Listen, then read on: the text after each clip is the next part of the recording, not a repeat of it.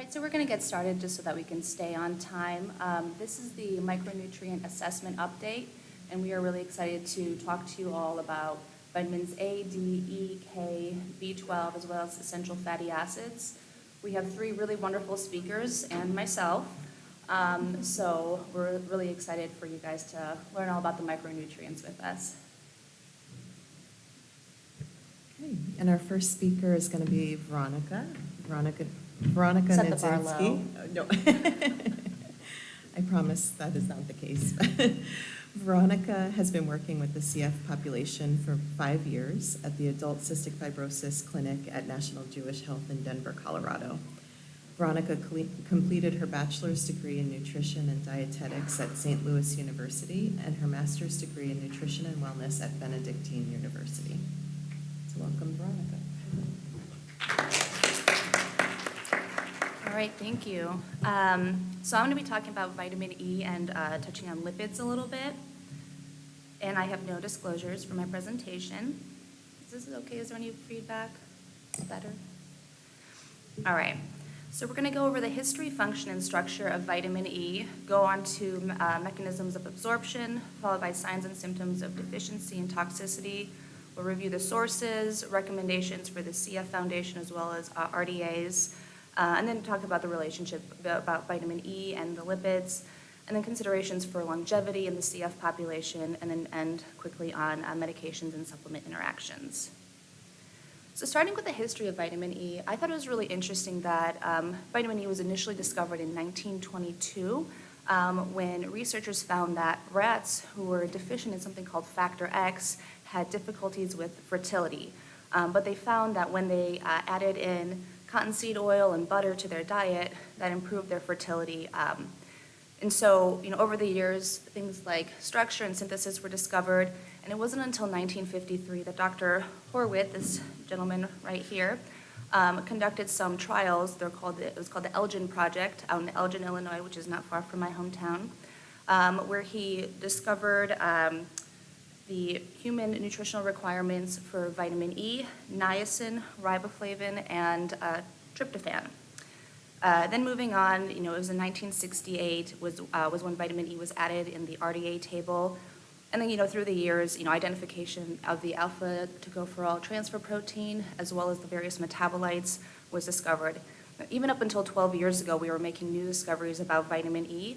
And I believe that we're probably going to continue making new discoveries about vitamin E and its metabolites and the various functions of the alpha tocopherol, of the different vitamin E's throughout the years. And for those of you who like etymology, tocopherol actually has a Greek origin, and tokos means childbirth, phero means to bear, and alcohol is the all at the end. I thought that was a fun little fact. So moving on to the function of vitamin E. Vitamin E is an antioxidant, free radical scavenger. It also helps support the immune system. There is evidence to show that vitamin E is present in the T cell membrane, and it also is shown to indirectly affect inflammatory mediators from other immune modulators or immune cells. It also helps with red blood cell formation. It's shown that it helps prevent oxidation of polyunsaturated fats in the red blood cells, and that helps inhibit premature lysis of the red blood cells. And there's even thought that it's a pretty potent erythropoietic agent. Vitamin K also is impacted by vitamin E. High doses of vitamin E can impact the amount of vitamin K that is absorbed by the body, and actually it's been shown that high doses of vitamin E can potentially increase PIVKA2 levels in patients. And then cell-to-cell interaction in central and peripheral nervous systems also are impacted by vitamin E. Like I mentioned before, vitamin E is a free radical scavenger, and nerve cells especially are susceptible to free radicals, and so vitamin E is able to help protect those cells and consequently our nervous system a little bit more effectively. So moving on to the types of vitamin E, there's actually 8 different types of vitamin E. You have your alpha, beta, gamma, delta, tocopherol, and tocotrienol. But alpha tocopherol is the only version of vitamin E that actually decreases deficiency in the body. The other 7 do have benefits to the body, but they don't they don't help decrease deficiency. But they do have like antioxidant properties that are beneficial and necessary in the body. Naturally occurring vitamin E actually has, and I apologize, I'm going to probably traumatize a few of you who really hated organic chemistry. Natural vitamin A, or alpha tocopherol, actually has 8 different configurations. 4 of them are in the R configuration and 4 of them are in the S configuration. The S configurations, those don't decrease deficiency in the body, but they do have antioxidant properties, and it's only the R configurations that actually decrease deficiency within the body. And you're probably wondering why I'm going into this, organic chemistry, especially since a lot of us had, hoped to leave it, behind in undergrad. But the synthetic version of alpha tocopherol actually, what is called all racemic or all RAC. It contains all 8 of the different stereoisomers. And I apologize, it's actually the natural alpha tocopherol only contains the R configurations, and it's the synthetic that contains the R and the S configurations. So when you have a patient who's taking a supplement, if most of the supplements that are on the shelves nowadays are the synthetic, all racemic versions of alpha tocopherol, and when you're trying to figure out how many IUs to milligrams are in the supplement, you're most likely going to be using this lower equation, multiplying the IUs by 0.45 to get the milligrams. If you have a patient who has a vitamin with a natural vitamin or natural vitamin E source, you're going to want to multiply by 0.67. And I wanted to kind of do this little fun experiment. So vitamin E, by nature made, we see that it has 400 IUs, and thankfully they make it easy for us, and they say it's 180 milligrams. It's written on the bottle, but it's nice here because they will tell you on the bottle whether it's synthetic or if it's a natural form of vitamin E. And for example, in this case, this vitamin E contains 400 IUs, and if we multiply that by 0.45, we have the 180 milligrams. Now, the people at NatureMade likely won't be lying to us about the amount of alpha tocopherol within their vitamin, but if you do have patients who take multivitamins that are not the standard CF vitamin, or there's still also some fish oils that contain vitamin E in them, oftentimes they'll have the milligrams versus the IUs, and I know that the CF recommendations are in IUs, and so if you're trying to calculate from milligrams into IUs to see whether a patient is getting an adequate amount of vitamin E, you'll be able to kind of use this equation to help figure it out. So for example, I work in the adult population, and I know quite a few of my patients like to use Centrum Silver. I think it's like 55 plus for adult seniors, and that contains 22.5 milligrams of the all-RAC vitamin E. And in those case, in that case, when you convert it, multiply by the 0.45, it comes out to about 50 IU of vitamin E.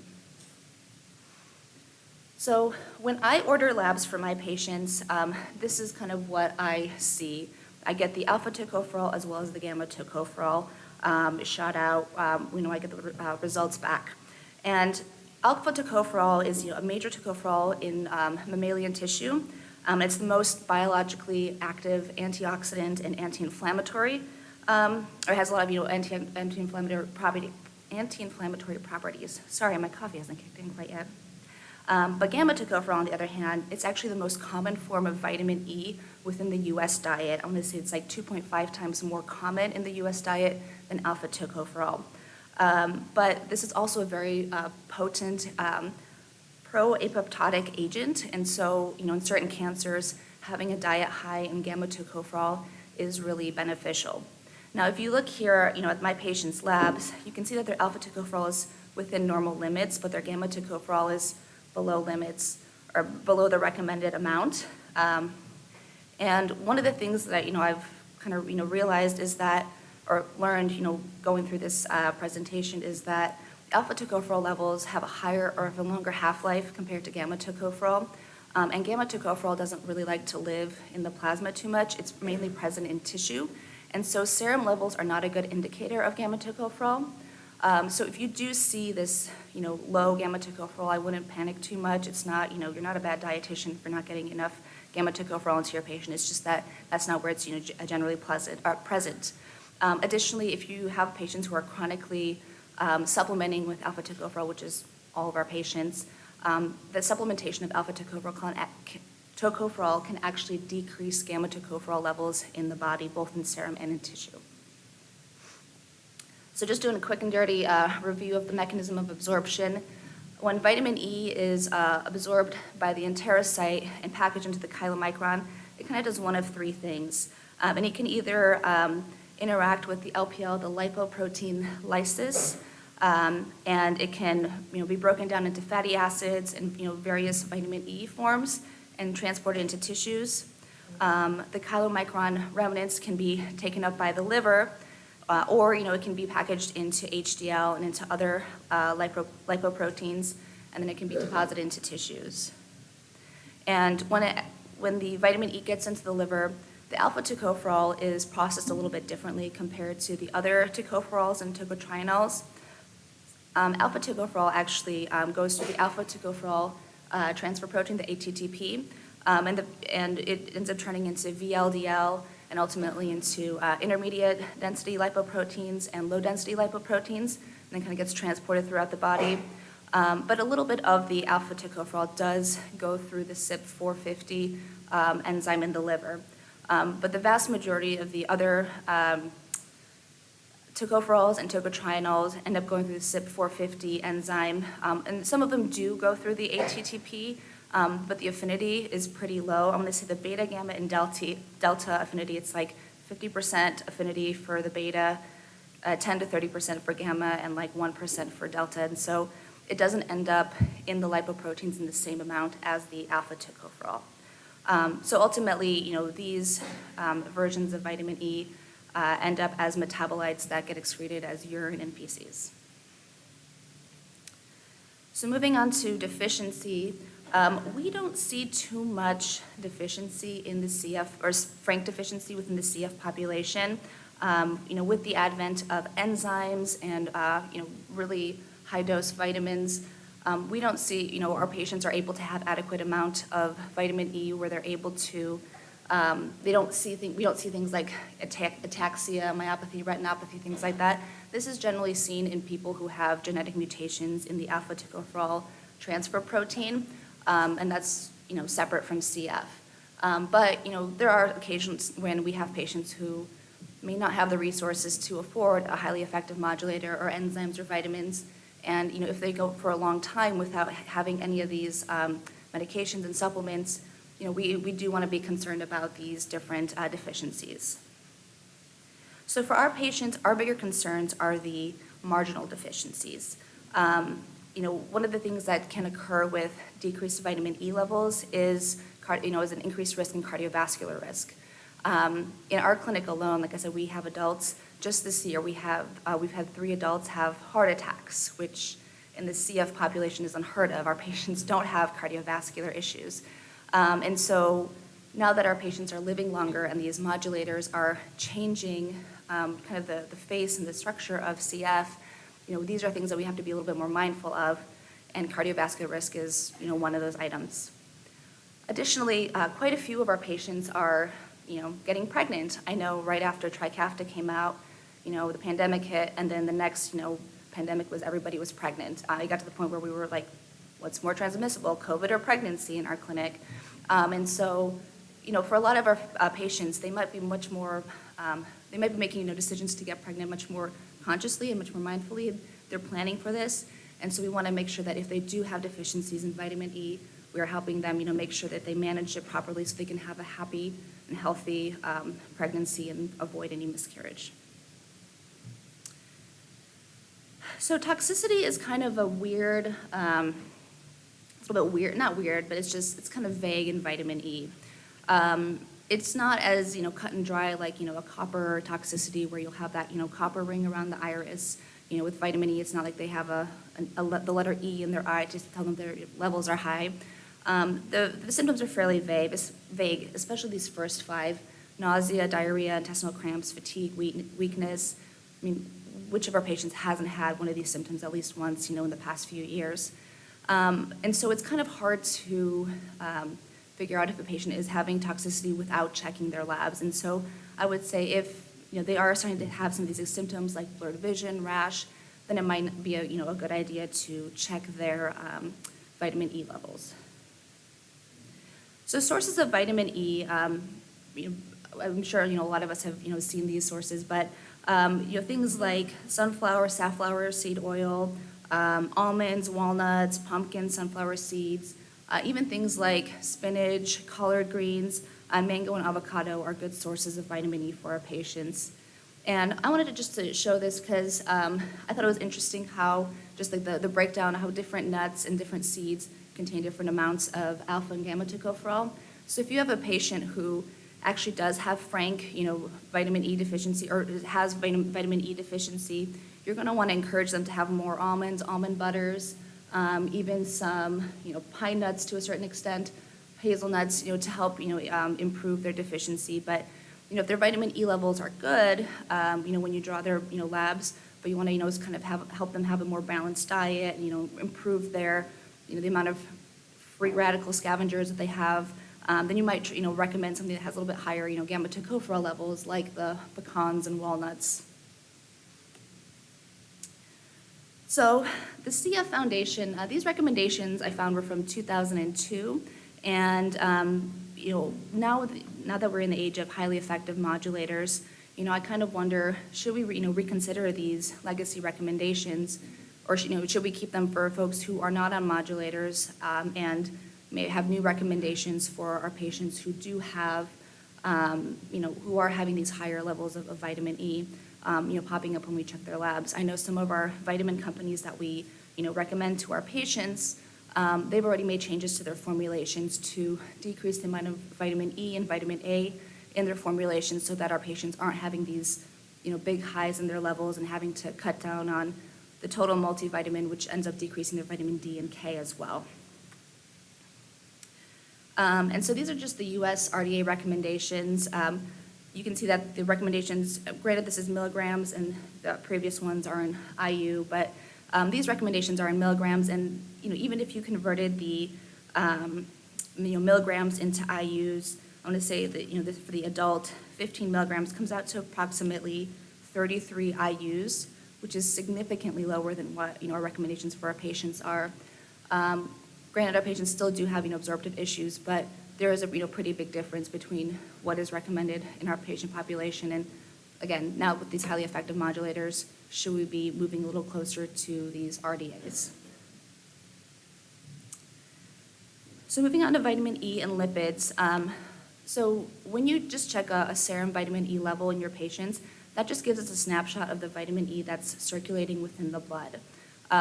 When I kind of went over the absorption of vitamin E, you saw how vitamin E was kind of absorbed into HDL, LDL, VLDL, IDL, and it's bound up in that in those lipoproteins.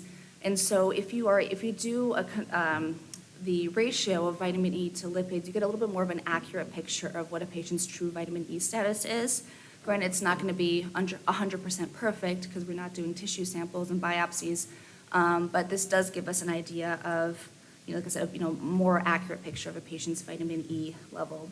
And I was just curious, which clinics check regular lipid panels, like annual lipid panels on their patients? Okay, all right. And of those people who've raised your hands, how many are pediatric clinics? Okay, all right. Yeah, we check them annually at National Jewish, and it's interesting because I know that the American Heart Association, they actually recommend starting doing cholesterol checks in pediatric patients between the ages of like 10 and 11, doing a check there, and then doing another check between the ages of 17 and 21. And then after that, after the age of 20, they say trying to get getting a lipid panel every 4 to 6 years. And so for those centers, no shame, but for those centers that don't check lipid panels, and you are starting to see these higher levels of vitamin E, it might be worth including these lipid panels in your patient's labs. I know oftentimes we worry about should we be relying on the GP to check those lipids, but again, if we're managing their vitamin E levels, that could be a good component to consider as well. So since we all love math so much, I wanted to kind of review this quick. Vitamin E to cholesterol ratio. essentially you just divide the vitamin E by the total cholesterol and the triglycerides added together. And the normal range is 1.4 to 5.71. And this was actually one of my patients' labs when their vitamin E came back at 23.1, which was above our normal range of 19.9. My first thought was, uh-oh. And then when I checked the lipids and I ran it through the, this calculation, the result ended up being within the normal range.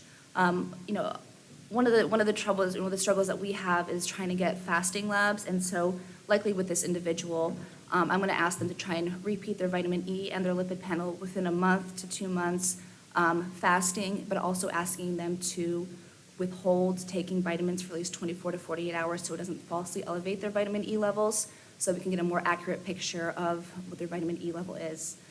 If, for example, the ratio came back high, I would probably immediately adjust the patient's vitamin levels to decrease the vitamin E within their supplements. So some considerations. Our patients are living longer, which is wonderful, but there's a lot of different comorbidities that we now have to worry about. One of the things I mentioned is, we had 3 patients this year who had heart attacks, which is something we've never worried about. And so having adequate vitamin E levels can help contribute to our patients living longer, healthier lives. We already talked about how vitamin E deficiency can impact pregnancy and fertility, but on the flip side, if our patients are having high vitamin E levels, there's some evidence to suggest that, it could potentially cause congenital heart defects in the fetus or low birth weight. So this is, we want to make sure that our patients do have good vitamin E levels.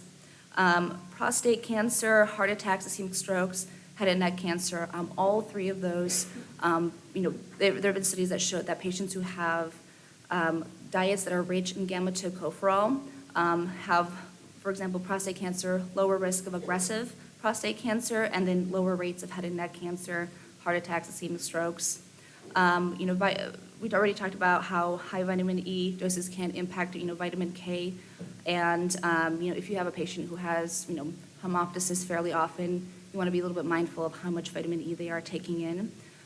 Diabetes also has, can be impacted by vitamin E. You can have, micro and macrovascular complications, if the patient has vitamin E deficiency. And there have been some studies, too, that have shown that patients who have non-alcoholic fatty liver disease have benefited from having vitamin E supplementation.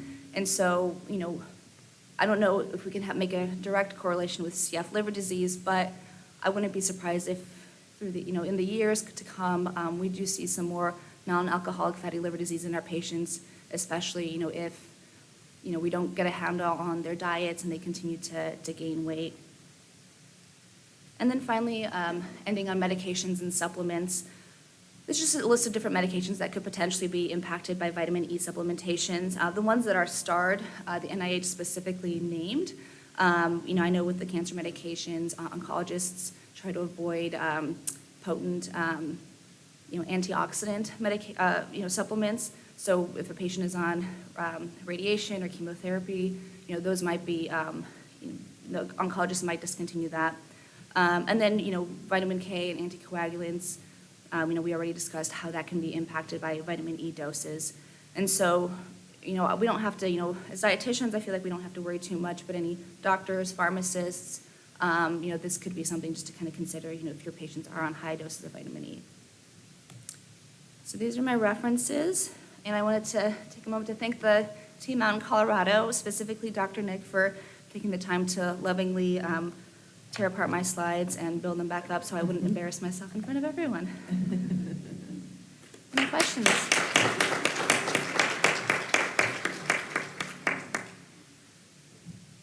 Thank you, Veronica. Yeah. Just a reminder, if you have any questions, you can put them in the app. So we have one already. In your vitamin E lipid ratio equation, is that alpha or gamma levels used? Alpha levels. Because alpha is the one that decreases deficiency in the body, while gamma, it's not very present in serum levels. So my own personal question, when you get that lab value back and you see that the gamma is low, do you do anything about that? I don't worry about it too much, because like I mentioned, vitamin A, the alpha-tocopherol supplementation, it can decrease gamma levels, but, like I mentioned too, gamma is primarily found in the tissues, and so the serum level is not a good indicator of gamma tocopherol. Questions? I do have another question, Yeah. because I'm in pediatrics as well, Yeah. and so we don't typically draw lipid panels. So if you have, what do you suggest if you see a high vitamin E level come back, but you did not draw a lipid panel with it? What would your first thought be? So my first thought would be, especially in the pediatric population, it would be to decrease the vitamin E supplementation. I do know that adults can tolerate a higher vitamin E better than peds. So I would probably want to decrease that supplement, but then also request that the family recheck that vitamin E level and just make sure that they are fasting, but also that they don't take their vitamin for at least 24 to 48 hours before the lab draw, so you have a more accurate indication of what their vitamin E level is. Oh, lots of new questions in the chat. Okay, from Samantha, we have, how do you decrease the supplement without impacting other vitamins? That's a great question. So I know that MVW has a new formulation of vitamin E, but new multivitamin formulation that has a lower dose of vitamin E. So that could be something to recommend to your patients. Another option too is if your patient's vitamin E is just really sky high, but everything else is normal, you might just have to supplement each vitamin separately. And a few people are asking if you've seen higher levels with the ETI. I have, yeah.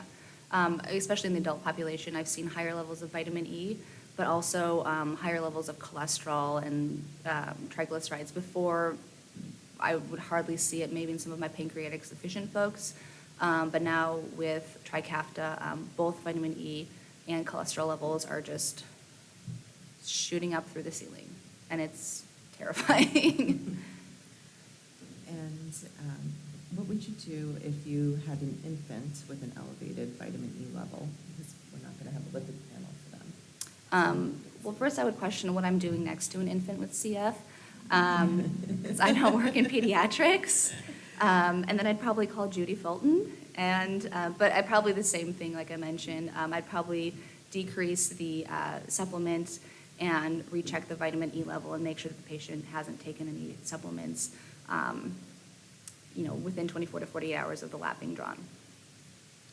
Great, thank you. I think that's all the questions. All right. Thank you so much.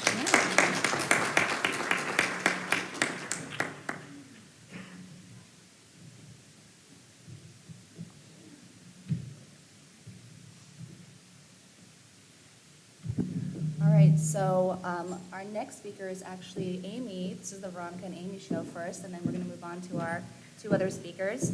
Amy is a registered dietitian who is is from New Jersey. She earned her BS in food and nutrition and completed a dietetic internship through the College of St. Elizabeth in New Jersey. And she recently completed a master's in public health degree through the University of New England. She is working at the Respiratory Center for Children at Goriab Children's Hospital in Morristown, New Jersey. Thank you. And thank you again for coming and sharing your Saturday morning with us. I know that it's early, but so grateful that you're here. So today I'm going to go through vitamins A and D. Of course, it's a little intimidating in a room full of experts on the subject, but I hope that you'll find a little something new, a nugget of information that you can take back and use in your clinic.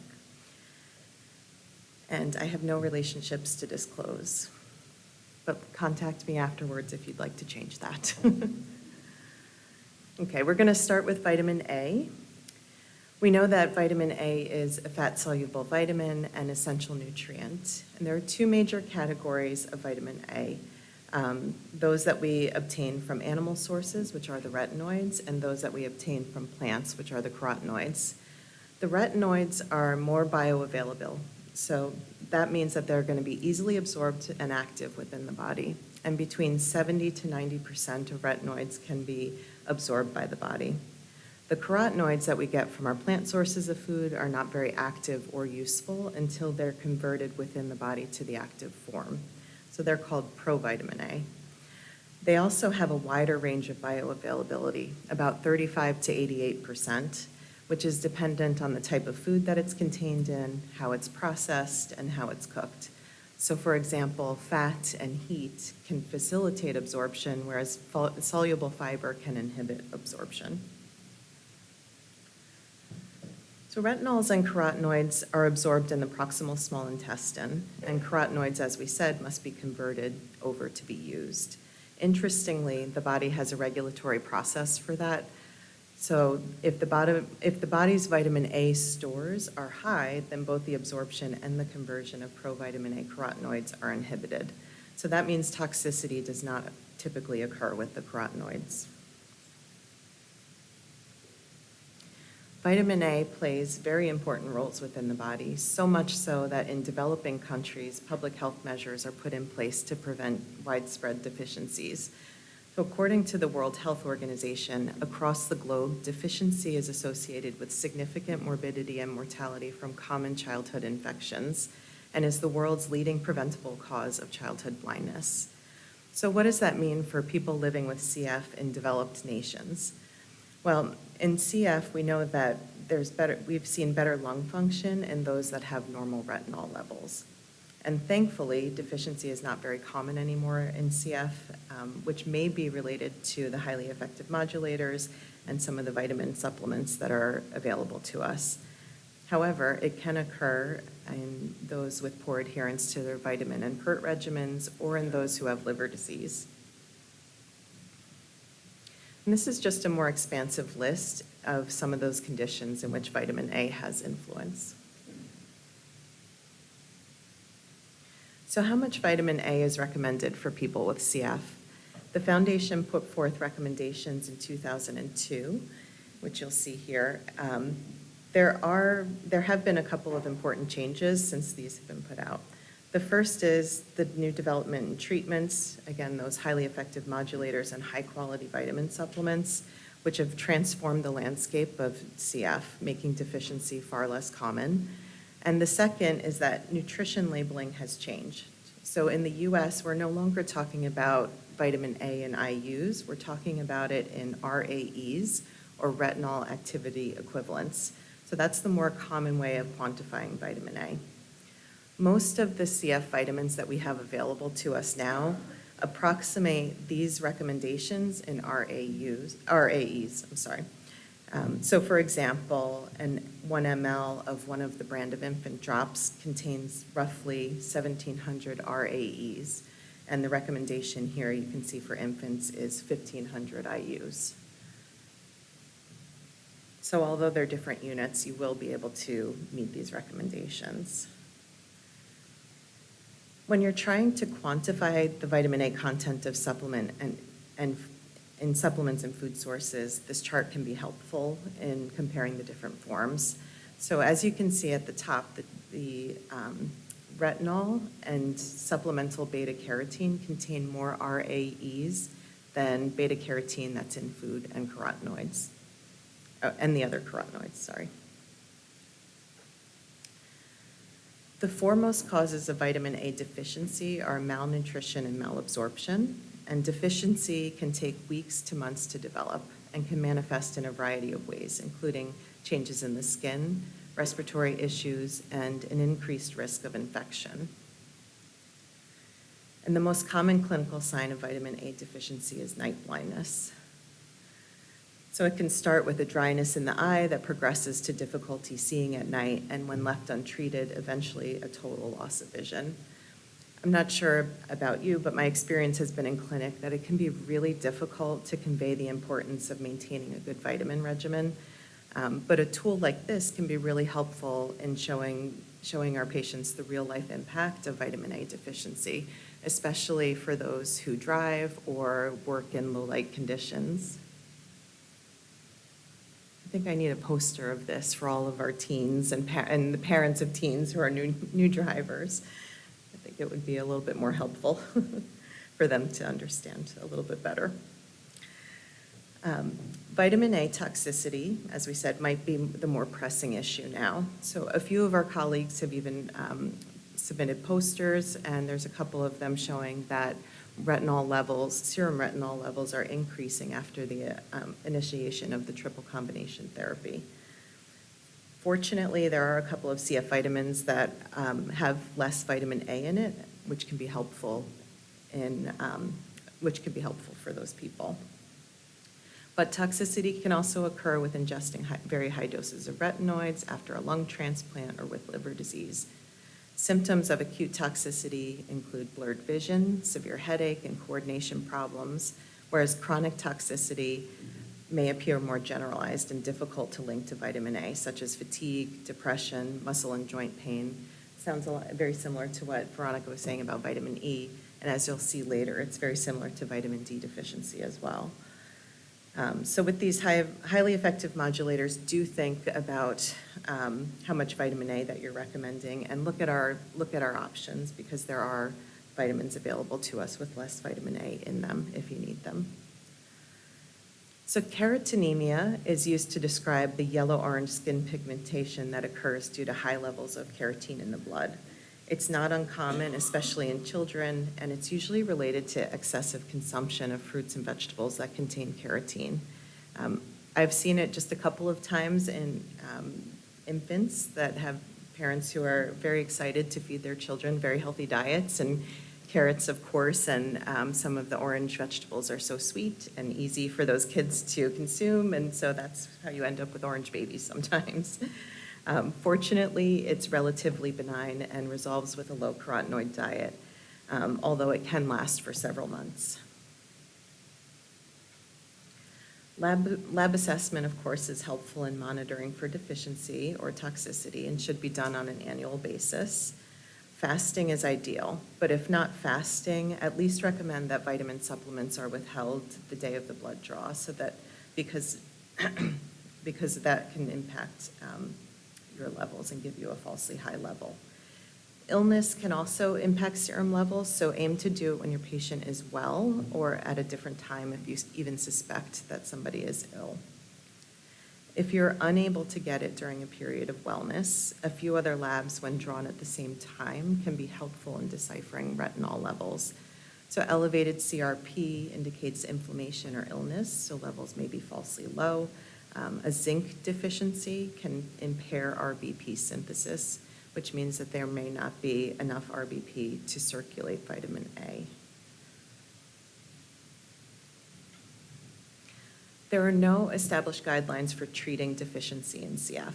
We know that beta-carotene is the safer option, but that retinol may be necessary for those with impaired absorption or conversion to carotenoids.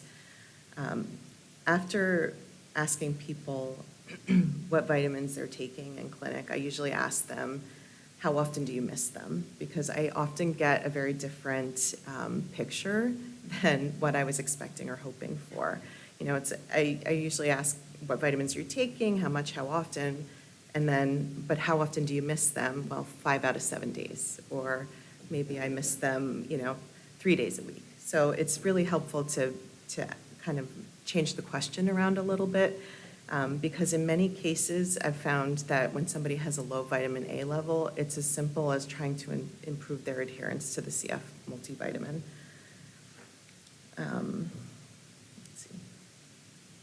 If somebody is taking their vitamins in PERT as recommended and has a true deficiency, you can use the WHO guidelines. However, they were developed for symptomatic deficiency in resource poor countries, not asymptomatic deficiency in developed nations. And these are those guidelines here. So you can see that it's 2 days of vitamin A treatment, and then after at least 2 weeks, you give another dose. But of course, if you are doing this treatment, you are going to need something for maintenance. So at the end of the day, adherence to the CF vitamins is really important. When you're supplementing vitamin A for a deficiency, the retinol to retinol binding protein molar ratio can help you determine if your supplementation is going to be safe and effective. So here's the math Veronica said that we all love. We have, so essentially, the retinol to RBP, when they're both converted to the same units, the ratio should ideally be close to 1:1. If the ratio is lower than 0.8, then you can safely supplement with vitamin A. If the ratio is greater than 1, then the retinol binding protein is already saturated. So if you're giving more vitamin A, there's not enough RBP to transport it around. So that's likely going to result in excess accumulating in the liver and risk toxicity. And then if you suspect that this is a true deficiency and the RBP is already low, to start, before you start vitamin A supplementation, you may want to start a zinc supplement to stimulate some RBP synthesis. And there are a couple of nutrient interactions. So we briefly talked about zinc and how it can impair RBP synthesis, but a deficiency can also impair metabolism of vitamin A and its conversion to the active form. And iron and vitamin A deficiency often coexist together. So if you have a patient who's iron deficient, you'll want to ensure that their retinol level is normal because the deficiency can worsen their anemia. And lastly, there are a few drug interactions that can interact with vitamin A and cause deficiency. So those are some of the cholesterol lowering medications and chronic alcohol consumption. If you have patients that are taking isotretinoin, it's important for acne, I should say. It's important that vitamin A and LFTs are monitored because the side effects of the drug can mimic vitamin A toxicity. And interestingly, there's been a case report of vitamin A deficiency in somebody with CF that was using isotretinoin. Okay, so moving on to vitamin D. Vitamin D, as we know, is a fat-soluble vitamin and essential for life. It's synthesized in the skin with UV light exposure, but we can also get it through supplements and some of the foods we eat, but minimally. Some of those foods include fatty fish, liver, fortified dairy products, egg yolks, and mushrooms when they're cultivated with UV light. But again, these foods really contribute minimally to our vitamin D status. Vitamin D undergoes hydroxylation once in the liver and once in the kidneys before it becomes an active hormone. And excess vitamin D is stored in fat tissue. So we have vitamin D stored in the liver, but excess will go into the fat tissue. There are vitamin D receptors throughout the body that serve to maintain calcium ion levels and regulate biological functions, including cell growth, immune function, and glucose metabolism. But there's also research to suggest that vitamin D may influence many different conditions and diseases, including cancer, autism, COVID, and even opioid addiction. Vitamin D insufficiency and deficiency is fairly common in the general populations in North America and Europe. So some of the contributing factors include geographic location, less outdoor activity, and concerns about sun exposure. And in CF, malabsorption and comorbidities such as liver disease and more recently obesity can impact vitamin D status.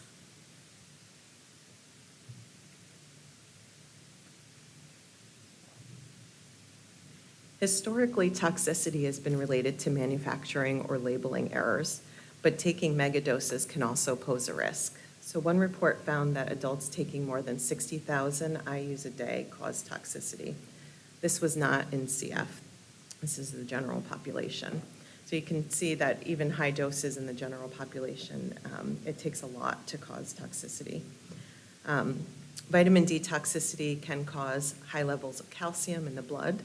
Symptoms of hypercalcemia include nausea, vomiting, loss of appetite, pain, neuropsychiatric disturbances, and in extreme cases, kidney failure. When you're assessing vitamin D, you want to order 25 hydroxy vitamin D. This will give you an indication of the body's reserves, whereas the 125 dihydroxyvitamin D is a measure of the active form and has a short half-life, making it less useful in clinical practice.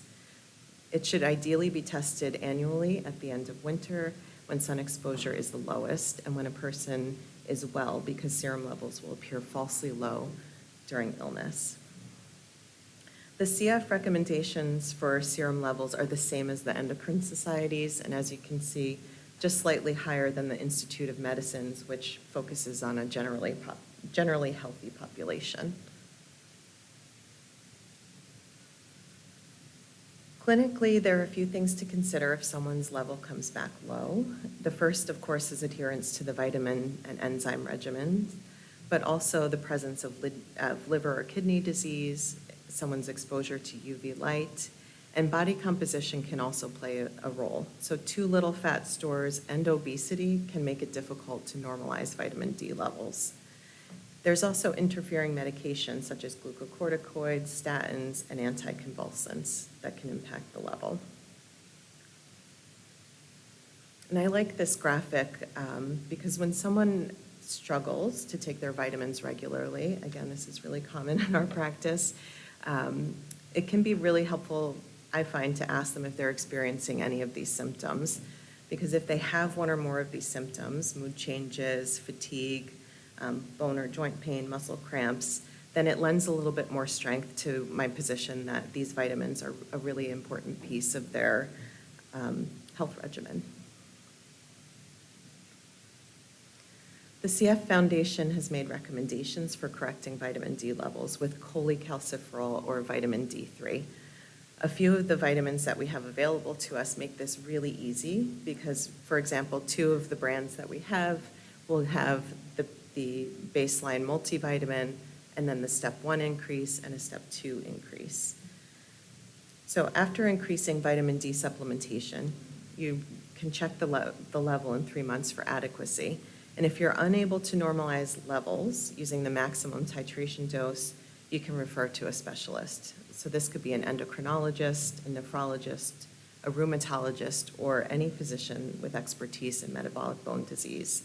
But of course, you do want to confirm adherence to those dosing recommendations before you refer. STAS therapy is another safe and effective strategy for normalizing vitamin D levels. It's a single high dose of vitamin D3 given orally or intramuscularly and has been shown to improve serum levels for 6 months or longer. However, you still have to provide supplementation for maintenance after the initial dose. So if adherence is an ongoing challenge, this may not totally fix your issue. STAS may be a better solution for those who have had unexpected interruptions in taking their supplements, for example, periods of illness or if somebody has difficulty obtaining their vitamins. Also, because the impact of STAS on bone health is unclear, it may not be the ideal option for maintaining vitamin D levels. I could tell you a couple of years back that it was very tempting to say, can't we just do this twice a year and keep our patients' levels normal, but we don't know, again, long-term, how that's going to impact their bone health. And for anybody who would like to do STAS therapy dosing, these are the recommendations. And again, this is for cholecalciferol. And do remember that if you choose to do this orally, that the vitamin is going to be better absorbed with enzymes and food. So sun exposure may be a little bit controversial, but UV light exposure is effective in increasing vitamin D levels. And generally speaking, our bodies are quite efficient at synthesizing it. So 5 to 30 minutes twice a week, midday, before using sunscreen, according to the NIH, usually leads to adequate vitamin D synthesis.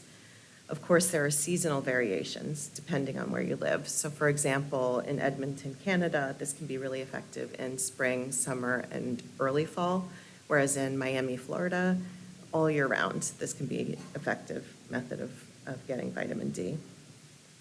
Other factors such as smog and the melanin content of one's skin can also impact how much vitamin D can be synthesized.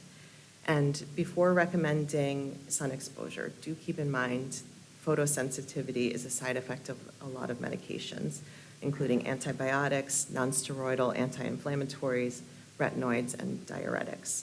You'll also want to consider the patient's medical history, family history, and comfort level with sun exposure before you recommend it. And lastly, what would vitamin D be without calcium? I'd say unemployed. So I found that very few patients of ours are able to meet the RDA for calcium through diet alone. If someone does not care for milk or doesn't consume dairy, it takes thoughtful and diligent planning to really meet these recommendations. So I don't hesitate to recommend a calcium supplement for our patients. And those are the recommendations for you. Actually, I should also mention too, we have some patients who will take a giant shake in the morning, teenage boys, a mega shake, lots of milk in it, but do remember that there's a threshold for calcium absorption. So if they're getting all of their calcium in at one meal or one shot, the chances are that the body's not absorbing it all. So the supplement can help. And I've got a lot of references, and I'm happy to email them out if anybody would like a copy of them. I mean, a lot. It's a little too much, maybe. Okay, thank you. All right, thank you, Amy. So right off the bat, we have a two-part question for you about vitamin A. Any advice on guidelines for managing elevated CRP and low vitamin A? And at what level of elevated CRP may there be a true vitamin A deficiency? That's a good question. I would say if the CRP is elevated, I wouldn't trust the vitamin A level. It's been a while since I've been working in the inpatient setting. So in the outpatient setting, we don't typically collect those, and we try our best just to ask people to get it when they're well. Our patients aren't getting as sick anymore, thankfully. So I would say at any point, if that CRP is elevated, I wouldn't quite trust that level. And moving on to vitamin D, have you seen vitamin D levels change now that patients are on Trikafta? So I would say vitamin D levels are fantastic right now. I almost never have to think about them anymore. And I'll say I have never seen a level come back alarmingly high. They come back, and I usually get really excited about it because for many years, I was really struggling to get that level up. So whether that's the great supplements that we have or it's the highly effective modulators, I don't know which. It's been a while that vitamin D levels have been great, and I'm sure it's because of both of those things. Next question. Any advice on those with liver disease? We have patients with chronically low vitamin A despite additional vitamin A or additional vitamins, zinc, etc. Oh, that's a good question too. I would say for somebody with liver disease, I would work with the hepatologist to work out the best vitamin dosing. That's definitely something that I don't see very often in pediatrics. So we rely heavily on our GI team and our hepatologist to make recommendations for that. Okay. This question came in through the discussion, and I thought it was really good. What is everyone doing for hypervitaminosis A in adults or in pediatrics in settings of post-ETI without excessive exogenous PO intake? Okay, so I would say definitely take a look at the vitamins that we have available. I think if I heard correctly that we have a new one that just came out yesterday for patients that are taking modulators. And so this new vitamin is going to have a lot less vitamin A in it, and it won't compromise the other vitamins. So for sure, take a look at that.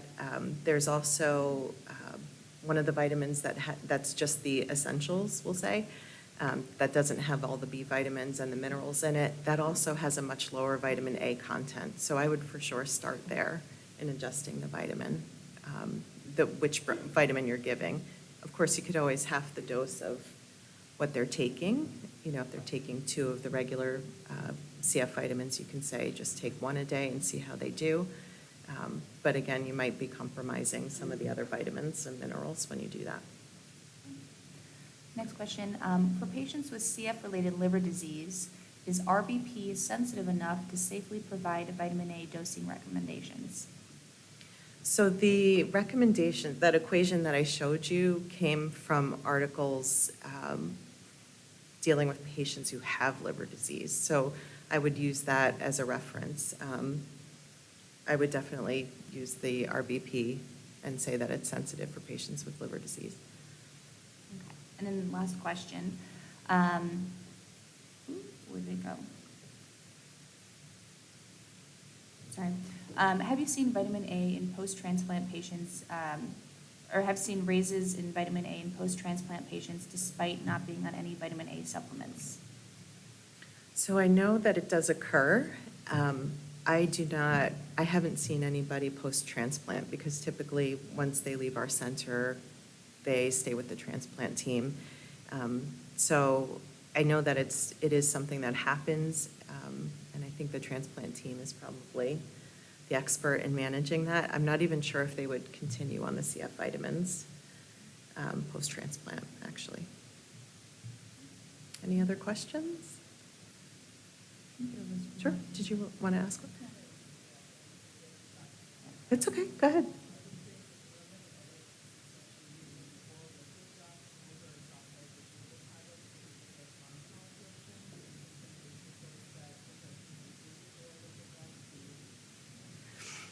So I don't know the answer to that for sure, but I can tell you that I've had luck with the drops for sure. I mean, vitamin D is so easy to take now. I mean, if you have a child, it's just literally 1 drop a day. I mean, even the adults who don't swallow capsules can use the drops. In terms of the quality of the supplement, I try and recommend one, if you can find it, that has the USP on it. But to be honest, I've had success both ways, right? The liquid drops and the typical tablets and soft gels. So I think either way, you'd have an effective treatment. Okay, anyone else? All right, thank you so much for your time.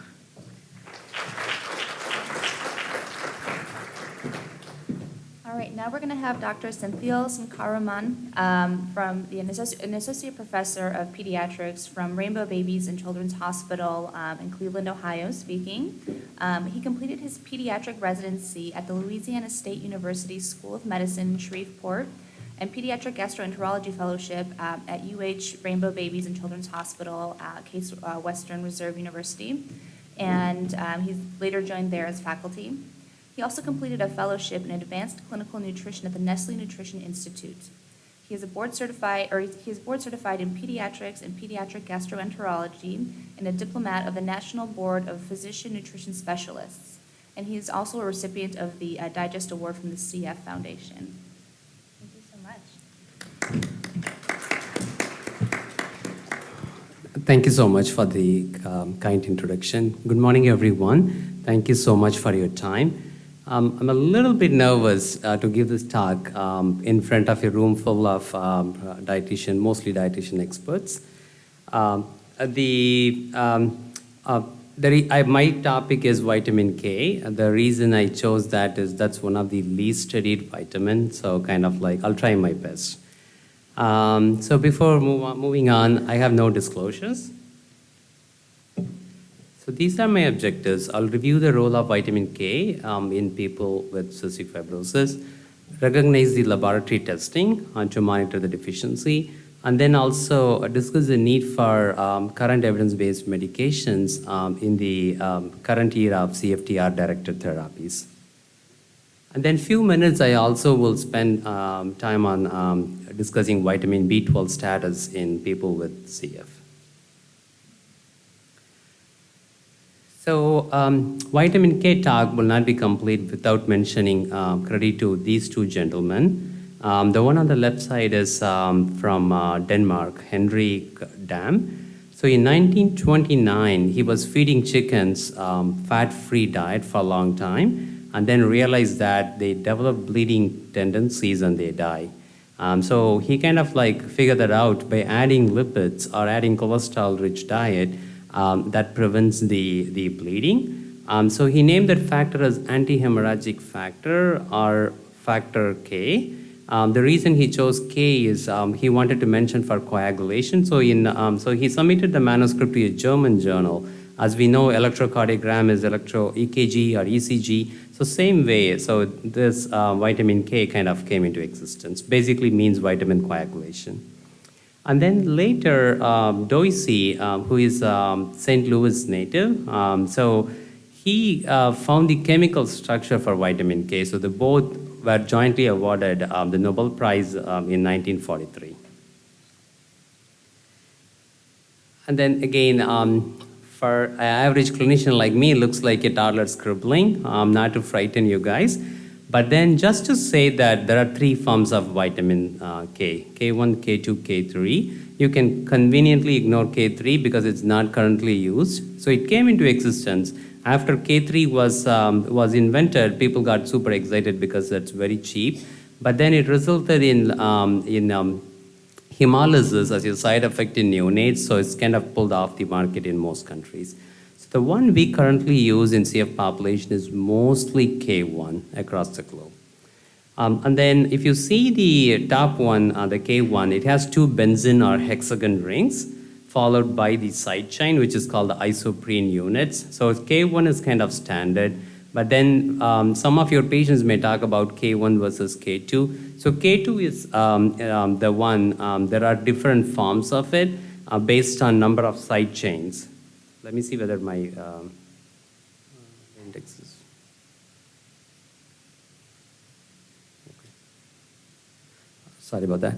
So the K2 is the one where the side chains, the number of side chains can be very variable, anywhere between 4 to 13, out of which 4 and 7 are the most popular ones, and a lot of studies have been done on either 4 or 7. So coming to the sources, so similar to vitamin D, here also the vitamin sources of K1 and K2 are a little bit different. It's easy to remember phylloquinone is plant, P for P, and then menaquinone is M for M, microbes. The leafy greens are the richest source for K1, and then you can see the other vegetable sources. Whereas K2, the first food I think in the top of that pyramid is natto, which is a Japanese food, which has like ton of the vitamin K2. And it's also interesting to know that in Japan, K2 is the predominant form they use instead of K1, both like mostly in non-CF population. And then also you could see the other foods where bacteria is used for fermentation, such as cheese or sauerkraut. So that also rich in K2. So since it's a fat-soluble vitamin, as kind of like alluding to our previous speakers, same thing here, vitamin K absorption needs the whole mechanism, pancreatic enzyme, that particular lipase, bile salts, incorporated into the chylomicrons. And also it travels with lipoproteins in the body, similar to vitamin E. And then unlike the other fat-soluble vitamins, the stores in our body is very limited. So for that reason, administration daily is preferred. Unlike vitamin A, unlike vitamin D, there is nothing like STARS therapy here. Even whatever we give, because of the limited stores, high turnover, and also short half-life of all vitamin K dependent proteins, pretty much we have to supplement every day. And if we stop doing it, the deficiency can happen very quickly for the same reason. And also another big distinction, unlike other vitamins here, the toxicity is not common, except for that K3, which I mentioned before. Pretty much with K1 or K2, toxicity has not been documented. But however, we had to be cognizant that some of our adult patients may be on Coumadin or like warfarin-like medications. So that may interact. Those patients likely need a supratherapeutic level of INR. So giving excess vitamin K may counteract that. So that kind of we need to keep that in mind. So I mentioned about K1 and K2. In the coming years, it will be getting more and more popular because the K2 is getting more popular in non-CF population, and definitely that popularity will trickle into our CF population as well. So a subtle difference is K1 stays mostly in the liver, as the picture on the right side with the blue in the liver. So liver is good in extracting all the K1 and keeps with it, whereas K2 has more bioavailability and kind of spread throughout the body. And if you want to remember one thing from the whole talk, you can just remember this word. So vitamin K acts as a coenzyme for this enzyme, carboxylase. When I appeared for my USMLE, which is our medical licensure exams many years ago, most of us as medical students, we remember this one line, and they asked that in the boards and then done with it. So it's high yield for all of us, and that's the most important thing of the whole talk. So as CF clinicians, we know about DNA transcription, RNA translation into proteins. So what vitamin K does is, after the proteins are formed, similar to our highly effective modulators, it kind of like naturally helps the protein to become more stronger. So I always think it's like coffee for those proteins. So the key word is gamma carboxylation of proteins which have the glutamic acid residue. And what it does is it makes the protein negatively charged, and then since it's negatively charged, it has a high affinity for calcium. Calcium is needed for the active form of that protein. So it's basically, it turns your inactive protein into your active protein. In other words, if this carboxylation doesn't happen with the help of vitamin K, those proteins are not good enough. And also I have to say that most studies, either CF or non-CF populations, mostly are heavily focused on vitamin K1, but that shift has been switching a little bit towards K2 in non-CF population. So again, people who are more visual. So the top part of that, the green, the bubble is the enzyme, gamma glutamyl carboxylase, and vitamin K acts as a coenzyme or cofactor for that, converting glutamate into gamma carboxyglutamate, which is the active form. And for that, it needs energy. So the energy is provided by NADH in the bottom part. And then the vitamin K epoxide reductase is the enzyme which actively converts inactive form of vitamin K to active form. So medications such as warfarin usually target that, which results in acquired vitamin K deficiency in people who take warfarin. And more visually, this is how the protein with the glutamate block looks like, a bunch of grapes. So that gets activated into the green form, which is the gamma carboxyglutamate form. So they call it as gamma because the carbon is the third carbon, so alpha, beta, gamma. So that's where kind of the carboxyl group gets inserted, and it's negatively charged, which attracts the calcium, makes it more active. So since Dam and Doisy kind of like associated vitamin K with coagulation, even now we always think about bleeding or like coagulation or clotting when we think about vitamin K.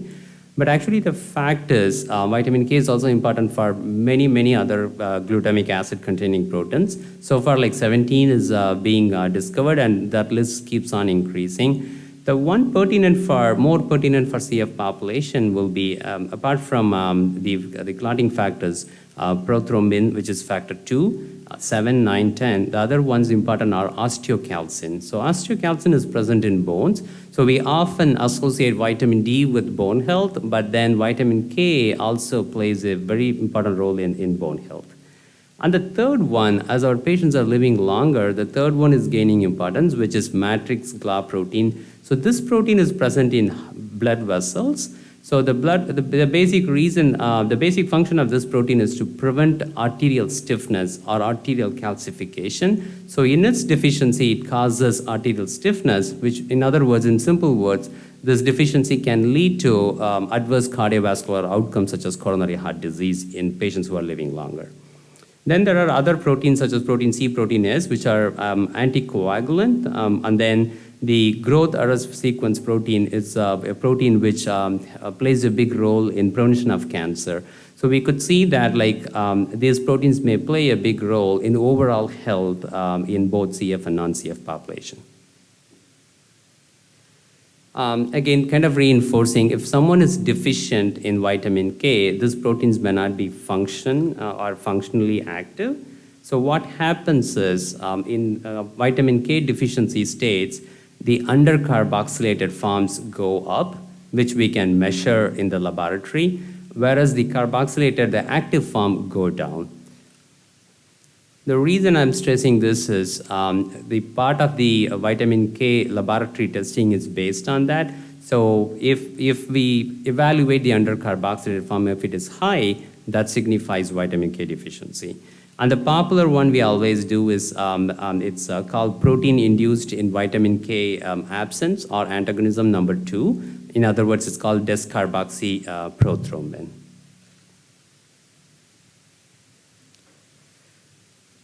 This is just to reinforce that, like whenever we measure it, we mostly measure vitamin K rather than vitamin K2. And then I keep mentioning about vitamin K2. So what we know from non-CF population studies in cardiovascular health as well as in prevention of cancer is K2 plays a big role, especially MK4 and MK7. You could see all the kind of like the homeostatic function it plays in the body. So in other words, stressing is not just coagulation, it's beyond coagulation. So coming to the historical perspective, where are our patients with vitamin K? I can just simply finish in one slide. There is not much studies. Most of the studies done are like a couple of dozen studies, which are all pre-modulator era with our older vitamins, not much. But then kind of going into specifics, what we know is since the practice of universal newborn screen came into existence, we are seeing less and less vitamin K deficiency clinically. The reason is these infants are started very early on enzymes as well as vitamin supplements, so that kind of prevents it. But before that, it's not uncommon. Like once in a while, you could see a patient with late hemorrhagic disease of newborn, either presenting as severe intracranial bleed, life-threatening intracranial bleed, or severe GI bleeding, things like that. And as I said, since the availability of good, effective entry-coded enzymes and then also our vitamin supplements has drastically reduced the clinical vitamin K deficiencies. So coming to the assessment, how many of you still use prothrombin time in your clinics regularly? You can just, yeah, most of us, including us. So that's where actually I started this talk or started reading more. So it's a good clinical test, but the problem is its advantages is cheaper, but the disadvantages, it lacks sensitivity and specificity. So what I mean to say is the sensitivity, it's not good in predicting or detecting early vitamin K deficiency. One should have more than 50% of their clotting factors should decline to even have a change in 1 second in their prothrombin time. And then also it's not just vitamin K. Liver is the powerhouse of the prothrombin, other coagulation factor production. So people with liver disease, which kind of like at least 1/3 of our CF population, it's kind of non-specific, whether it's due to vitamin K deficiency or due to liver disease. That's always the confusion is there. And then also, if someone has like severe inflammation and then also coagulation dysfunction, for example, someone having a severe COVID infection which was commonly or more commonly seen with the Delta variant, when they come to the ICU, get admitted, they develop a disseminated intravascular coagulation or DIC, then the prothrombin and INR can be high. Doesn't mean that they're vitamin K deficient, it's just part of their coagulation dysfunction. And then also liver is very sophisticated in extracting all the vitamin K, as I showed the K1, K2 picture. So if someone is looking for vitamin K deficiency and its impact on bones, then prothrombin time is not a good test to evaluate that. And then the most important practical aspect, and many of you might have seen that if you run the prothrombin time and you have no reason to suspect they have vitamin K deficiency, the prothrombin time may come as like 14 or 15 seconds, INR is 1.3 or 1.2. Oftentimes we don't know like what to do. Like sometimes we send the other testing such as DCP, which always come normal. So the key is here, and the likely reason here is vitamin K, the PT assessment needs a separate tube, a citrated tube. If someone is underfilling that a little bit lower than the mark it's supposed to fill up to, the prothrombin time can be falsely high a little bit. Doesn't mean that their vitamin K is just a lab error. So just be cognizant of that. And then also our younger infants, in the less than 6 months of age, it accounts for like 2 mL at least in a separate tube. So that also adds some challenge in measuring vitamin K status. And then the next question is, a lot of times when patients get admitted to the hospital, our inpatient team, resident team gets excited and they send vitamin A, D, E, K, everything. It will be, so it's not as simple. As nutrition clinicians, we know that because of the short half-life, serum vitamin K is not a good marker at all. It just gives an indication what the patient had in the last 24 or 48 hours. So even someone who is taking vitamin K every day doesn't take in a day, their levels will be low. So we don't encourage that practice. And also, as we just listen, similar to vitamin E, it also ideally needs lipid correction, which oftentimes we don't do. And then also, same like other vitamins, we should not be doing any of the vitamin assessments when the patients are sick and admitted in the hospital. So what is the ideal test to find in the early deficiency? So we have 2 available currently. Unfortunately, both are not widely available in all centers. So one is the PIVK, PIVKA2 or DCP, what's called. In our hospital, we send to Mayo Clinic, and usually the caveat here is it's not an approved test to evaluate for vitamin K deficiency. Depending upon the place you work, depending upon the state and the patient's insurance, you may get questions sometimes like, why are you doing this? And often this test is recommended for people with liver cancer, like hepatocellular carcinoma, to follow up for relapse. So one time our dietitian, Terry, got an email about like, if the patient is having hepatocellular cancer, why are you running the test? But thank God, like so far, luckily we never got any denials, but that's something you have to be cognizant about. And then the one on the right side, undercarboxylated osteocalcin, is very specific to evaluate for bone health, but oftentimes it's available as a research protocol rather than for clinical utility. But these are the ideal tests moving on to detect vitamin K deficiency rather than our good old prothrombin time. Then what our societies recommend, our foundation recommend. So the 2002 consensus report recommends a dose between 0.3 and 0.5. That's based on expert consensus. The Europeans liberalize a little bit. It's a wider range. For infants, it's 0.3 to 1. And children and adults, it's 1 to 10 milligram daily. So whatever common, the list is not inclusive of all products, but I just included the frequent ones we use. So we anywhere between 500 to 1,000 micrograms these supplements have. And then we do have an exclusive product for vitamin K1 in 5 milligram. It's a mega dose. But oftentimes the problem is insurance denied because it's super expensive. It's $70 or $75 per pill. So it's kind of impossible if the insurance doesn't cover for most of us. And then comparing CF-specific vitamins to the over-the-counter vitamins. So the over-the-counter vitamins, most of the products may not contain vitamin K. And then if they contain usually very lower dose. Then you can compare the dose which is available in CF-specific versus the over-the-counter vitamins. Anywhere between 25 to 100. Most of them will have K1, but as I said, K2 is getting popular.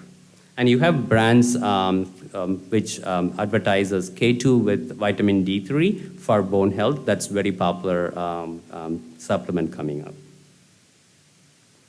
And then a quick word about bone disease. I mean, this is a familiar slide for most of us in CEF. It's not just vitamin D or K. There are other players in bone disease. So kind of like whenever we evaluate their role, we have to think about and include other players as well. So I'll just quickly run through some of the studies. Like overall vitamin K studies are like less than 24, 25, just a couple of dozen studies. And most of them are done, as I said, in olden days. You could see all the reference years. It's like more than 10 years old, except a few one. So this slide just emphasizes that if CF patients do not take vitamin K, their vitamin K status, as noted by either DCP or under carboxylated osteocalcin, will go up. So which we all know that they need it. So this kind of reinforces that. And then also what we do not know was in the current era, like how the vitamin K and Trikafta interacts and what the levels are, like unless at least we know that in A and E kind of like the levels get changed, whereas we don't know much about vitamin K. And then the next question comes, within the CF population, who is at risk of vitamin K deficiency? Is it the pancreatic insufficient population, pancreatic sufficient population, or both? This is a landmark study done by Peter Dury and his group from Canada, Sick Children's Toronto, where they included both CF patients as well as healthy controls. All the healthy controls had good sufficient status. And for this study, they stopped all the vitamin K containing supplements for a period of 6 months before they enrolled in the study. So as predicted, nearly 2/3 or 3/4 of insufficient patients were deficient for vitamin K, whereas in pancreatic sufficient, it's just only 30%. So that kind of like also says the pancreatic enzymes are needed for absorption. And then they also analyzed the CF liver disease population, and as expected, their levels are even higher than just patients without the liver disease. And only 6 patients in the whole cohort had abnormal PT, again reinforcing the fact that PT is good for more advanced stages, not at early stages of diagnosing vitamin K deficiency. And this is a study from Poland, and again, you can kind of focus the last line. Here they found that people with CF liver disease, people with CFRD, as well as frequent use of glucocorticoids in CF patients are potential risk factors based on their advanced statistical model. And so the next question is, what is the dose? What is the ideal dose? Actually, we do not know that because of lack of studies. But then few studies have, with a very small sample size, tried to answer that question. So this study from Netherlands, they divided into two groups in the CF population. One is low dose with 0.25, the other one more than 1 milligram per day. So they call that a CF low, which is low dose, and CF high, high dose. And they also included patients not taking supplements as well as healthy controls. So they divided into 4 groups. Thanks. So compared to the controls, the the people who are not taking vitamin K had higher undercarboxylated levels, as shown in the gray bar where the arrow is, where people who taking both doses, either it's low dose or high dose, both actually worked. But then the same thing with PIVCA as well. But the problem is it's very small sample size. And again, it's a busy slide, but I'll just kind of quickly go over the first 2 studies, reiterate the same. If patients are not taking vitamin K, then their levels are higher in PIVKA or under carboxylated osteocalcin. The third study from Greece is actually more interesting. So they enrolled the patients and started them on 10 milligram per week of vitamin K, and they followed for 1 year. They did a baseline DEXA, and also they do a follow-up DEXA a year later to see whether vitamin K is just good enough in reducing the undercarboxylated osteocalcin, or it's also helpful for bone health. So a little bummer is the levels actually increased. The levels changed as thought, But then the changes in the DEXA did not translate. But then again, the sample size is very small. And as I previously alluded, that like not just vitamin K, the bone health has to be interpreted with other players as well. And the last study from Canada compared two doses, 1 milligram and 5 milligram. Again, very small sample size. Both doses were actually good. So to sum up, who are the risk factors for patients with CF who are more higher risk for development of vitamin K? Pancreatic insufficiency with bone disease, liver disease, chronic antibiotic treatment, people with short gut syndrome, people who take corticosteroids regularly, and then also with diabetes mellitus. And there was a Cochrane review in 2020 which showed that the ideal dose is not known and which needs more studies. And this is more the take-home slide. And the other take is consider using PIVCA2 or DCP whenever you have a patient and you're suspecting early or who are at high risk of vitamin K rather than just focusing on prothrombin time. And of course, we need more studies for that in the era of CFTR modulators. And then also the question about K1 and K2, we were using D2 for a long time, and then studies showed that D3 is much better than D2, especially in CF population. So same thing, we need more data to see which way to go. But for an average clinician like me, currently, K1 is good enough to treat our patients. Then just a few words about B12. Again, not to frighten you, just want to give the message that among the water-soluble vitamins, B12 is a little bit special, high-maintenance guy. It needs like more complex pathway to get absorbed. It has like two major proteins involved in absorption. One is called haptocorrin or R-binder, which is secreted by saliva. So it gets coupled with it, it comes to stomach, and then there is one more factor called intrinsic factor, which is secreted by stomach.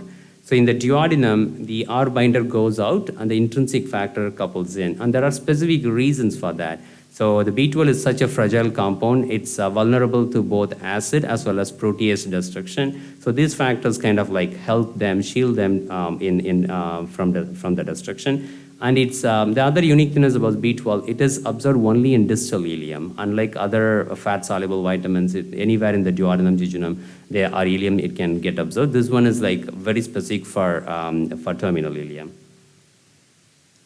And so patients who don't have either full or part stomach removed for any reason, like cancer or bariatric surgery or something like that, are poor adherence to enzymes, or patients who had ileal resection from meconium ileus, those are the patient populations in CF who are at high risk of B12 deficiency. But then is it common for CF patients? Usually it's not. B12 is pretty kind of like sufficient in most of our CF population, except the high-risk population I mentioned. It's very uncommon. Most of the CF-specific vitamins have a decent amount of 4 to 12 micrograms. The RDA for normal people is 2.5 to 3 microgram, depending upon their pregnancy and kind of lactation status. As I said, if patients are taking enzymes, they are not they are not extra deficient in developing vitamin B12 deficiency. And the frank deficiency symptoms are megaloblastic anemia and neuropathy, but that takes weeks and months to develop. And for early quick screening, if you suspect, you can start with serum B12, but the more sensitive markers are either serum methylmalonic acid along with serum homocysteine, and the levels go up in B12 deficiency. And B12 levels are also not specific. There are other conditions we have to think, like diabetes mellitus, CF liver disease, and also bacterial overgrowth can increase the serum B2 level. So whenever if the levels are low, it indicates deficiency, but if the levels are high, doesn't rule out B12 deficiency, then proceed with serum MMA. MMA is more sensitive in detecting B12 deficiency. And then our foundation recommends annual screening for patients who had a terminal ileal resection related to meconium ileus. And then, as I said, the deficiency takes a very long time to develop the frank symptoms. And if we find someone is B12 deficient, there are multiple ways of supplementing. The ideal way is intramuscular injection because the absorption is 100%. However, it's not feasible in all patients. You can use oral, you can use sublingual, and there are also nasal forms with the same dose, 100 microgram, but not every month, every day. It has to be supplemented every day. And thank you for listening, and I'll take any questions. Thank you so much. That was really wonderful. So we're going to hop into the questions really quick. First question was, should we screen bone density more frequently for patients on anticoagulant therapy? That's a very good question. I have to say we need more data, but then for practical, for prospective clinical utility, I think it's a good idea to do that.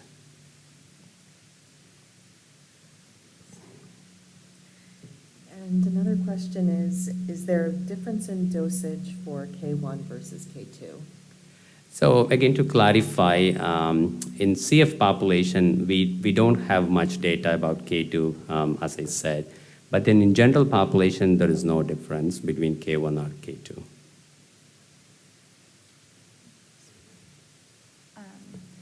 I have read that K2 with vitamin D3 helps to make sure that calcium is deposited where it needs to be in the bones, not elsewhere, such as the arteries. Thoughts?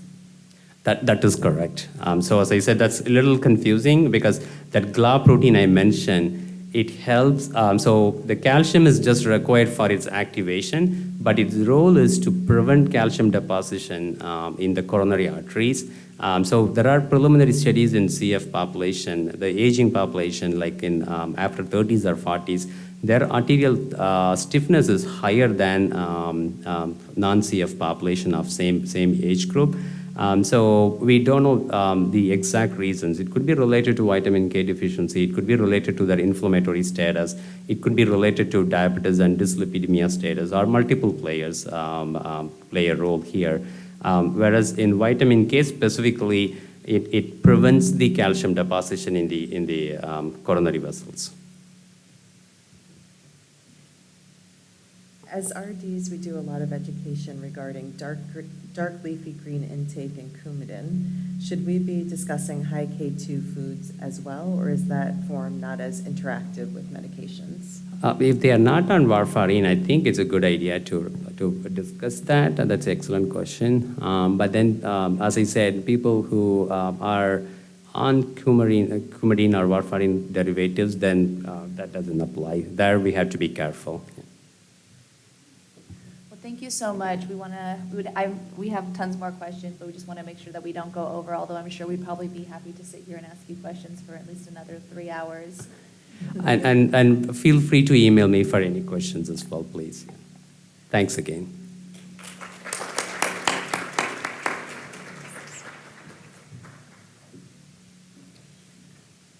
Okay, our next speaker is Dr.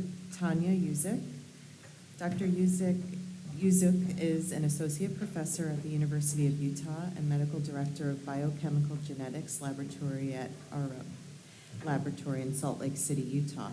She earned her PhD at SUNY Upstate Medical University. She's board certified in clinical biochemical genetics by the American Board of Medical Genetics and Genomics. She has more than 10 years of experience in diagnosis and monitoring of inborn errors of metabolism, and her clinical research interests include disorders of carbohydrate and fatty acid metabolism, as well as investigation of metabolic changes in different disease states. Welcome, Dr. Uzuk. Good morning, everybody, and I am very happy to be here, and thank you very much for inviting me to speak. Today I will be talking about essential fatty acid deficiency in children with CF, with focus on our study in collaboration with Cystic Fibrosis Center at Primary Children's Hospital in Utah.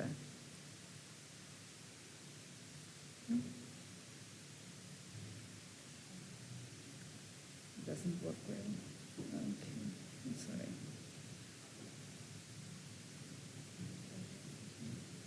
Okay, so I will be using this. Sorry about the delay.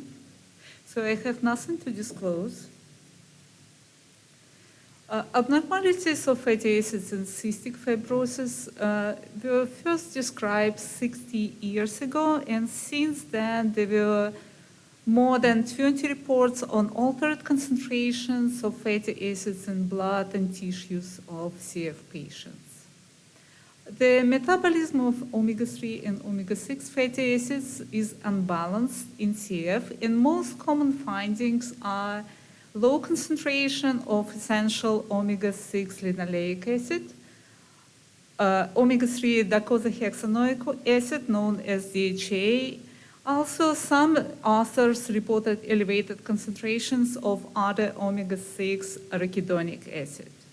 And both DHA and arachidonic acids are very important, and they play an important role for many physiological processes, including inflammation and neurodevelopment.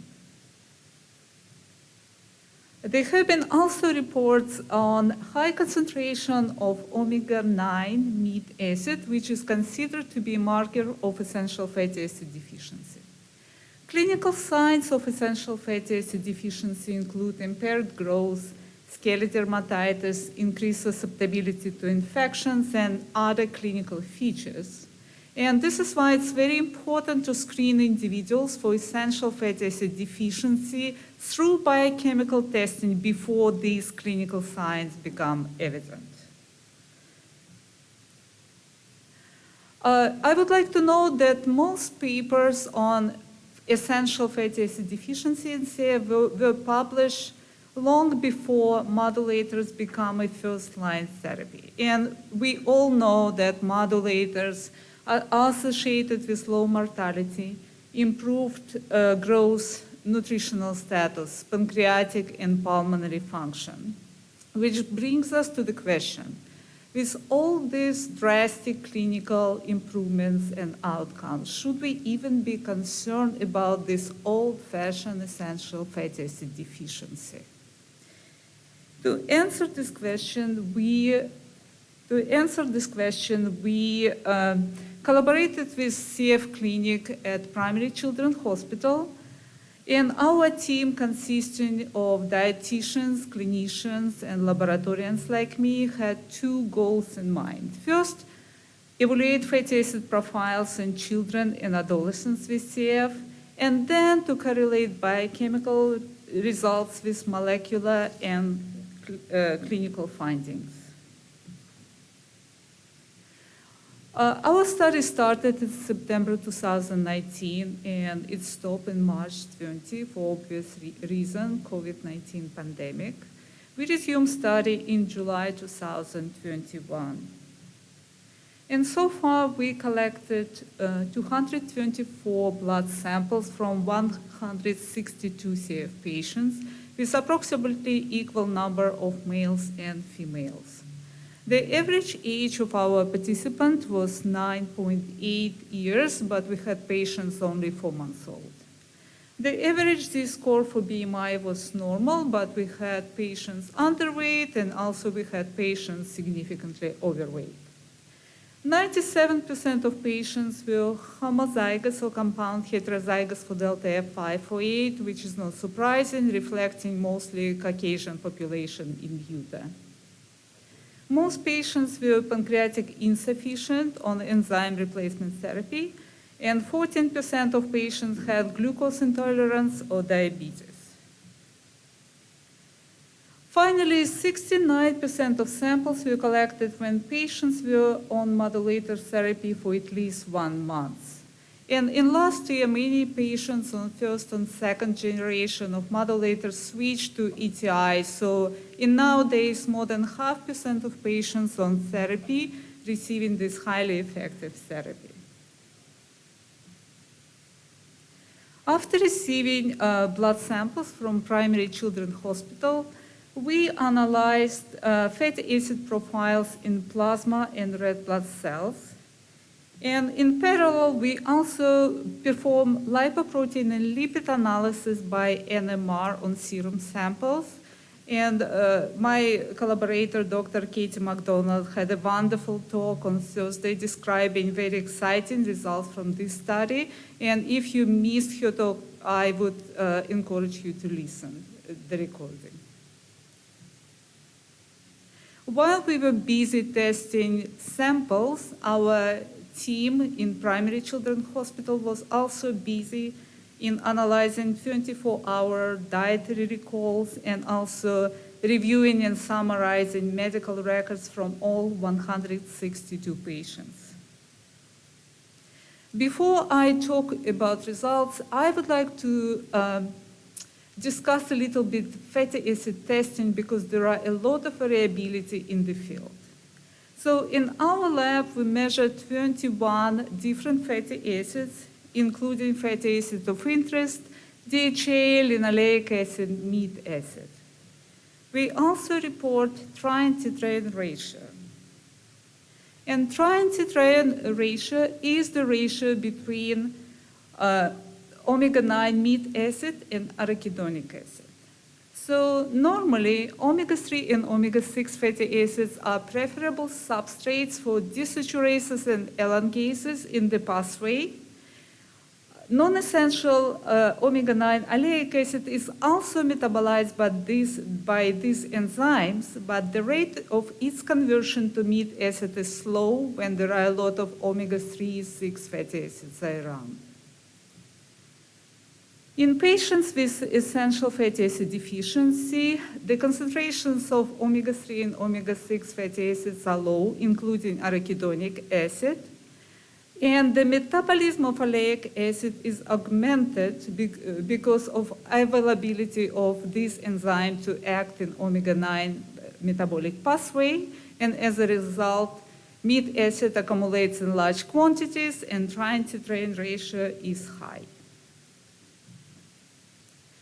In addition to plasma, which is a traditional sample type for fatty acid testing, we also measured fatty acids in red blood cells. While nutritional markers in plasma are clinically valid, they don't represent habitual intake of fatty acids, and also their levels fluctuate even after prolonged fasting. Fatty acids in RBCs represent more accurate markers of long-term nutritional status and closely resemble tissue concentrations. There are also several other advantages of RBC testing. First of all, the testing of fatty acids in RBCs does not require fasting, which you know is very hard to achieve in young pediatric population. Also, the measurements are not affected by lipemia and hemolysis, and in our lab, we cancel around 5% of samples due to these pre-analytical factors. We published the pediatric reference intervals for both sample types, which is extremely important for accurate clinical interpretations of the result. Fatty acids in RBCs also have low intra-individual variability. A few years ago, we enrolled 10 healthy volunteers on regular diet to donate blood once a week for a period of 5 weeks. So each volunteer has 5 measurements in plasma and 5 measurements in red blood cells. And as you can see on this graph, that plasma levels fluctuated significantly in the same individual from 1 week to another. And this is shown for essential fatty acid deficiency biomarkers, meat acid, and tryptophan ratio. In contrast, levels in RBC stays the same and did not change, demonstrating low intra-individual variability. So what it means for you in practice, if you see patients once in 6 months and interested in long-term nutritional status, then measurements of fatty acid in red blood cells would be preferable. If you in period of adjusting diet, that plasma testing would serve better because then it will reflect day-to-day changes in your diet adjustment. I would also talk a little bit about how fatty acids are reported, because you see studies with different units for fatty acids. So in this study, we measure actual concentrations of fatty acids. In many other studies, especially clinical studies you all read, they report individual fatty acid as % of total fatty acid. But keep it in mind that percentage of which fatty acid is influenced by the changes in other fatty acids. For example, if you consume a lot of saturated fatty acids, like our CF patients, then you have artificially low percentage of omega-3 and omega-6 and other fatty acids, because of course the sum should be equal 100. So if you want accurate evaluation of nutritional status, then look at concentrations of fatty acids, not at % of total. I hope I did not bore you with all these technical details, so let's now look at the results. These graphs show the concentrations of omega-6 linoleic acid and DHA in RBC of CF patients. Age is on x-axis. Dashed lines show the normal range that we established using more than 500 control samples. Low values are in green. So our study showed that 11% of RBC samples had low omega-6 linoleic acid. And it's interesting that proportion of abnormal results were higher in older kids. 6% of RBC samples had low omega-3 DHA, and the concentrations of these fatty acids were normal in most plasma samples. When we look at essential fatty acid deficiency markers, such as meat acid and triantitration ratio, the abnormalities were more profound. 35%, and those high values are shown in red. 35% of RBC samples had high meat acid and/or triantitration ratio suggesting essential fatty acid deficiency. Elevations of these markers were less frequently seen in plasma, probably reflecting the differences between these two sample types. As I mentioned, that levels in plasma fluctuate, but levels in RBCs, they present a long-term nutritional status, and their levels are not influenced by intraday variability in fat consumption. The correlation of our biochemical results with clinical findings showed that plasma and RBC levels of fatty acids and FAD biomarkers poorly correlated with Z-scores for weight, height, BMI, diabetes, dietary intake of protein in fat. It was very interesting to see that non-fasting pancreatic sufficient patients had 60% higher on average concentration of plasma fatty acid than non-fasting pancreatic insufficient patients, although total saturated fat intake was similar in both groups. This result suggests that enzyme replacement therapy does not restore fat absorption to normal levels. We next correlated our biochemical findings with genotype by dividing all patients into 4 groups. Homozygous for delta F508 variant, compound heterozygous for delta 508 and another severe variant of class 1, 2, 3, compound heterozygous for delta F508 variant and mild variant class 4 and 5, and finally a small group of patients with severe genotype but without delta F508 allele. Overall, our findings were similar in agreement with previous publications. Patients with homozygous for delta F508 or compound heterozygous for delta F508 and severe variant had significantly lower linoleic acid and higher concentration of meat acid and triantitration ratio compared to patients with mild genotype shown in purple. Also severe, the results from patients with severe genotype but without delta F508 was similar with mild genotypes, but the number of samples in this group was too small to reach statistical significance. It was even more interesting when we compared this data with our established reference ranges for fatty acids. We found that none of the patients with mild genotype tested positive for essential fatty acid deficiency biomarker. And in contrast, up to 48% of patients with severe genotype had high meat acid on triantitran ratio, clearly demonstrating correlation between biochemical phenotype and genotype. For your information, last year we received around 7,000 samples, mostly from GI clinic, but only 7% of samples tested positive for essential fatty acid deficiency, which illustrate how high prevalence of essential fatty acid deficiency in CF population. As I mentioned before, 69% of samples were collected when patients were on modulator therapy for at least 1 month. And this is obvious. We wanted to see the impact of modulators on fatty acid profiles, especially since we observed normalization of dyslipidemia on modulators. And this is a slide from the presentation of my collaborator, Dr. McDonald, showing normalization of lipids on therapy. As you can see, the levels of anti-atherogenic HDL particle and HDL cholesterol in patients on modulators increased to the levels seen in age-matched healthy controls.